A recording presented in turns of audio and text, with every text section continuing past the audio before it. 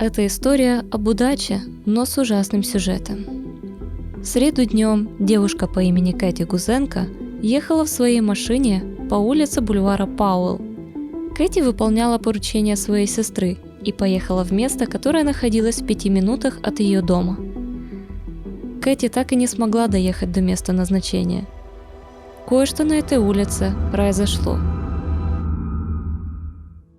Меня зовут Катя Гузенко, мне 27 лет.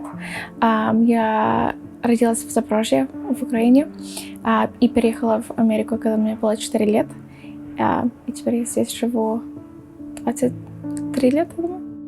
Я знаю, что у вас брат также сейчас находится в Украине, да?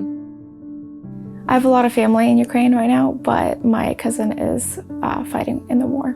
Как вы сейчас к этому относитесь? Переживаете ли сильно? И что происходит вот на расстоянии, например? Вы общаетесь часто?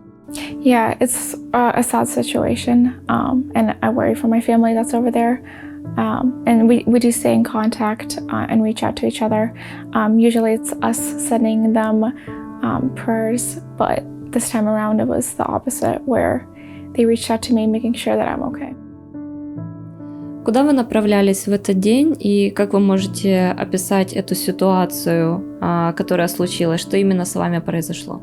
Yeah, so my sister was asking me to run an errand for her, and so I was picking up some silverware for a bridal shower, and I was about 5 minutes away from my destination when I heard the gunshots, and they were really loud, so I knew that they were close by. And from my left side, I saw a guy running, and so I knew that he was running from gunshots and that everything was close by, but I couldn't figure out where it was coming from. And so I just continued to drive, hoping to get out of that area. And then what felt like a punch in the face, I felt that, and then I saw blood all over me, so I immediately knew that I was hit. Как близко он был? Вы видели его? I didn't see him, but it actually came from my right side. And it went through the glass and through me. And on my right side, there was a sidewalk. So he would have been on foot on the sidewalk, not far from me, like 10 feet from me. То есть, вы почувствовали, вы услышали именно выстрел и сразу почувствовали, что что-то произошло, да? Yeah. So right when it was a lot of gunshots. It was probably a total of 15 gunshots. 15? Yeah. So it was like boom, boom, boom, boom, boom. And I realized what was happening. I was trying to get out of there, and I keep hearing them, and then all of a sudden I'm hit. Не было рядом какой-то полиции или кто-либо, кто мог это запечатлить? Нет? Никто? So камеры, которые, например, стояли в этом месте, не было ничего? So my detective, the detective that's working on this case, he reached out to a few of the local apartments to try to get footage.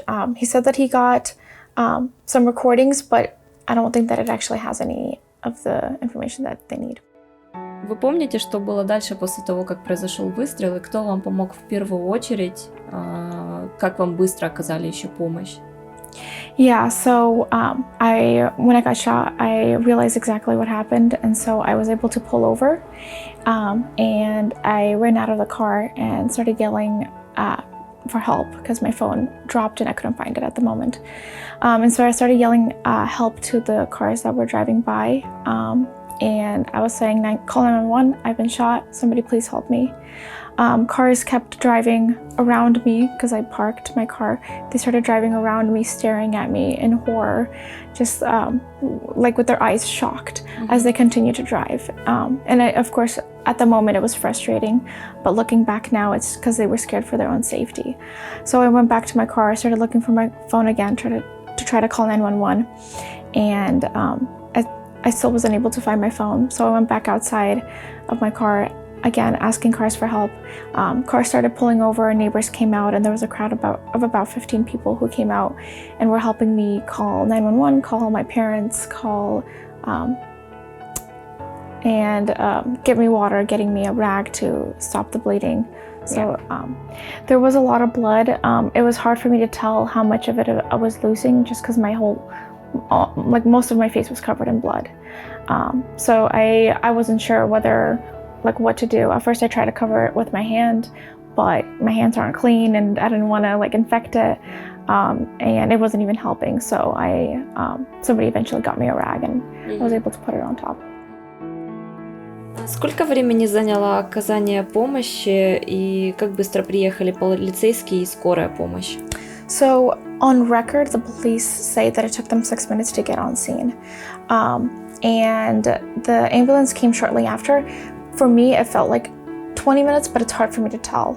I took a look at the timestamps of the video that I took and the pictures that I took, and it seemed like it was more like 25 minutes. Что, по вашему мнению, могло бы уменьшить или истребить полностью количество таких инцидентов? Что, по вашему мнению, является проблемой в таких ситуациях? Вот, может быть, вы тоже считаете, что чрезмерное потребление оружием в Америке это на самом деле плохо здесь, не играет все-таки лучшую роль? So in 2020, in June of 2020, Portland defunded the police by $15 million, and they got rid of the gun violence reduction unit. With getting rid of that, it tripled the amount of gun-related incidents in Portland immediately. Like if you look at the graph, it's like 40 gun-related incidents per month, maybe 50, sometimes 30 per month. And then the moment that it was eliminated, srazu to like 100, 110 per month. It just, it jumped. And so my take is that unit needs to be brought back. Как вы себя сейчас чувствуете и вам провели операцию быстро, или это была одна, или это было несколько операций? Yeah, so when I got to the hospital, they were able to do a surgery on me and put my nose kind of back into shape and stitch me up. And now I'm just waiting for it to heal. It's going to take about 6 months for them to reevaluate what my next steps are. So I might need more surgery in the future. Спасибо вам большое. She's scary. Yeah? Yeah, she's like been home too much. She's been getting better. She's okay. Sometimes. This time it was very light, but. Put that in my notes.